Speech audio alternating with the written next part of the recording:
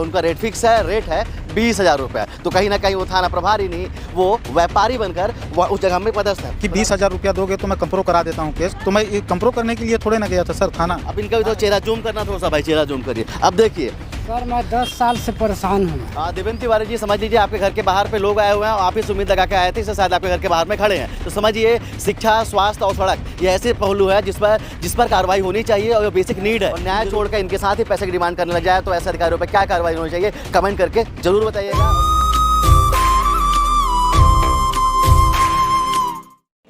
अभी मैं बैकुंठपुर में हूँ। आपको पता होगा कुछ दिन पहले हमने आपको दिखाया था कि किस तरह से एक पटवारी थी, उनका रेट फिक्स था। उनका रेट कितना था? 10,000 रुपये। कोई भी काम कराएंगे 10,000 रुपये लेवे कर रही थी। लेकिन अभी आजकल वो पटवारी सस्पेंड चल रही हैं। लेकिन आपको मैं फिर से बताऊंगा कि इस बार एक मामला आया है जिसमें थाना प्रभारी जो हैं उनका भी रेट फिक्स हो गया है। आप रिपोर्ट लिखवाने जाइए या रिपोर्ट वापस ले जाइए तो भी आपसे वो पैसा मांगेंगे। उनका रेट फिक्स है, रेट है 20,000 रुपये। तो कहीं ना कहीं वो थाना प्रभारी नहीं, वो व्यापारी बनकर वह उस जगह में पदस्थ है। बता दें जो मामला है ये सोनहत का है। सोनहत ब्लॉक यहाँ से महज कुछ दूरी पे पड़ता है और वहाँ से जितने भी लोग हैं ये परेशान होकर आए हुए उस थाना प्रभारी से।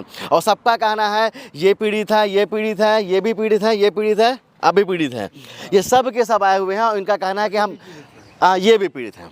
तो इनका कहना है कि जब भी हम कहीं जाते हैं, जब भी हम किसी भी केस को लेकर जाते हैं थाना प्रभारी के पास में, तो बोलते हैं कि पहले धन लाओ, पहले 20,000 रुपये लाओ, इसके बाद में हम आपकी बात सुनेंगे। अगर पैसा नहीं दोगे तो हम आपके ऊपर डबल चार्ज लगा देंगे। तो समझिए विष्णुदेव साय की सरकार में ये साया पैसा ले रहे हैं। कौन?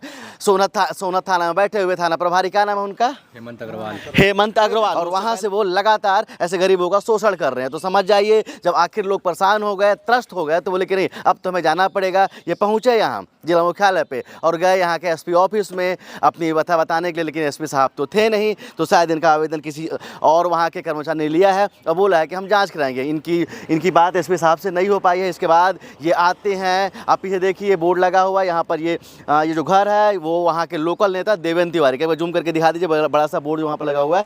लेकिन यहाँ पर आए तो वहाँ पर लेकिन नेताजी भी आज शायद रायपुर में हैं, रायपुर पे। उनसे इन्होंने बात किया लेकिन बात नहीं हो पाई, उनकी बात हुई उनसे लेकिन वो रायपुर में हैं। तो बोले ठीक है आपको आवेदन दीजिए, हम आपका समाधान कराने की कोशिश करेंगे। लेकिन समझ जाइए कि छत्तीसगढ़ में क्या हालत चल, समझ जाइए कि छत्तीसगढ़ में किस तरह से गरीबों को नोचा जा रहा है। आप समझिए इन महिला को देखिए, इन महिला और यह महिला किस तरह से 20,000 रुपये दे पाएंगी। अब बताइए ये सब जो गरीब लोग हैं ये कमाते हैं। अब खेती बाड़ी का सीजन चल रहा है और जरा सी बात में आप तो जान रहे होंगे किस तरह ज़मीन का मसला फंस जाता है। और जब जाते हैं थाने में कि साहब समाधान कर दीजिए तो साहब तो पैसा मांगने लगते हैं। चलिए इन्हीं की जुबानी इन्हीं से पूछते हैं कि आखिर क्या हुआ था। क्या नाम है आपका? मेरा नाम इमरान है सर। इमरान, क्या हुआ था इमरान, पूरी बात बताओ। मैं अपनी मम्मी और पापा को थाना लेके गया था तो थाना प्रभारी मेरा बात सुना। उसके बाद में बोला अगला मेरे को कि 20,000 रुपया दोगे तो मैं कंप्रो करा देता हूँ केस। तो मैं कंप्रो करने के लिए थोड़े ना गया था सर थाना। हाँ, कंप्रो भी करो प्लस उसको 20,000 रुपया भी दो, तो कहाँ का इंसाफ है सर? तो फिर क्या हुआ, कंप्लेन हुई कि नहीं हुई? कंप्लेन अभी तक नहीं हुई है। टीआई बोला कि उसको, अगला आदमी को बोला टीआई कि तुम अपने बेटी के नाम से इसको फंसाओ, इसको कंप्लेन कराओ। टीआई खुद बोल रहा है कि अपने बेटी के नाम से इसको कंप्लेन कराओ और मारपीट का धारा लगवाओ इसको और इसको भेजो जेल। और टीआई मेरे को धमकी भी दिया है कि मारो इसको 5 पट्टा करके, गाली भी दे रहा था। क्या बोल रहे? मैं नहीं था सर, और गाली गलौज भी कर रहे थे टीआई साहब मेरे से।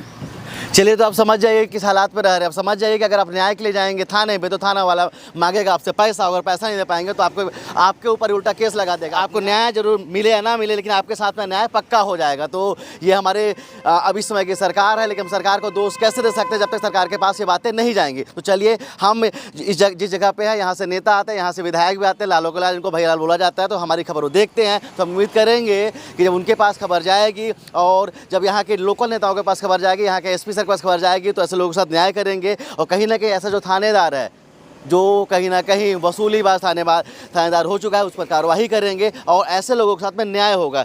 क्या बोलना अच्छा आप बताइए। अब इनका भी थोड़ा चेहरा जूम करना, थोड़ा सा भाई चेहरा जूम करिए। अब देखिए सर मैं 10 साल से परेशान हूँ। मैं 10 साल से मैं अपना ज़मीन जोतता हूँ, हर साल मेरे पास रिपोर्ट करता है और मेरे को जोतने देता है, जबकि मैं अपना पट्टे की ज़मीन जोतता हूँ। और थाने में जाते तो क्या होता थाने है? में जाता हूँ तो लिख लेते हैं बस, तहाँ कुछ होबे नहीं करता है सर। लेकिन भाई मेरा सुनवाई तो कुछ नहीं हुआ सर। सुनवाई नहीं हो रही है। अब समझ जाइए, अगर कोई व्यक्ति पीड़ित होता है, कोई व्यक्ति तंग आ जाता है तो न्याय की गुहार करता हुआ पहुंचता है, थाने में पहुंचता है, तहसीलदार के पास में, ऐसे लोगों के पास में पहुंचता है जो प्रशासनिक पद में बैठे हुए हैं। लेकिन जब वो व्यक्ति न्याय छोड़कर इनके साथ ही पैसे की डिमांड करने लग जाए तो ऐसे अधिकारियों पर क्या कार्रवाई होनी चाहिए, कमेंट करके जरूर बताइएगा। और जिन भी नेताओं के पास में, और जब इस खबर सिस्टम के पास में जाएगी तो हम उम्मीद करेंगे कि ऐसे जो पुलिस वाले हैं उन पर कार्रवाई होगी, जांच होगी, और जांच के बाद में ऐसे लोगों के साथ में न्याय होगा। चलिए, कुछ महिलाएं भी हमारे साथ में। क्या नाम है आपका? जी, मेरा नाम शबाना है। क्या दिक्कत हो गई है? जी, हमारी तरफ रोड नहीं है सर, और वो उसमें से जाने से वो बेचू वीर बहुत गाली देता है और मारपीट करने के लिए वैसे भी दौड़ता है।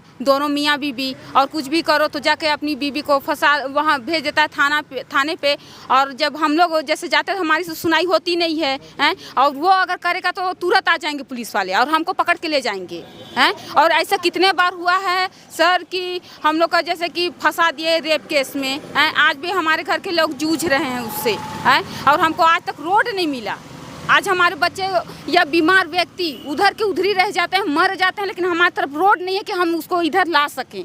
बच्चे आज बरसात के समय एक भी बच्चा उधर से इधर नहीं आ सकता। चलिए, ये बहुत बड़ी समस्या है। देवेंद्र तिवारी जी, समझ लीजिए आपके घर के बाहर पे लोग आए हुए हैं और आप इस उम्मीद लगा के आए थे, इससे शायद आपके घर के बाहर में खड़े हैं। तो समझिए, शिक्षा, स्वास्थ्य और सड़क ये ऐसे पहलू है जिस पर कार्रवाई होनी चाहिए, और ये बेसिक नीड है। इन ज़रूरतों को पूरा करना भी आपका हक है, ऐसे लोगों का हक है, और आपको इस पर कार्रवाई करनी चाहिए। कम से कम स्वास्थ्य, शिक्षा और सड़क तो आपको उपलब्ध कराना ही पड़ेगा। और आपसे उम्मीद भी करेंगे कि सब परेशानियां हम आपको इसलिए आपका नाम दे रहे हैं जिससे आपको सब समझ में आ जाए, क्योंकि आप वहाँ के लोकल नेता हैं और जनता आप पर विश्वास करती है। तो कहीं ना कहीं ऐसे लोगों को विश्वास न टूटे और इनकी समस्याओं का समाधान भी निकल जाएगा। कैमरामैन अखिल के साथ अब तक के लिए मैं सुनील शर्मा। जय हिंद।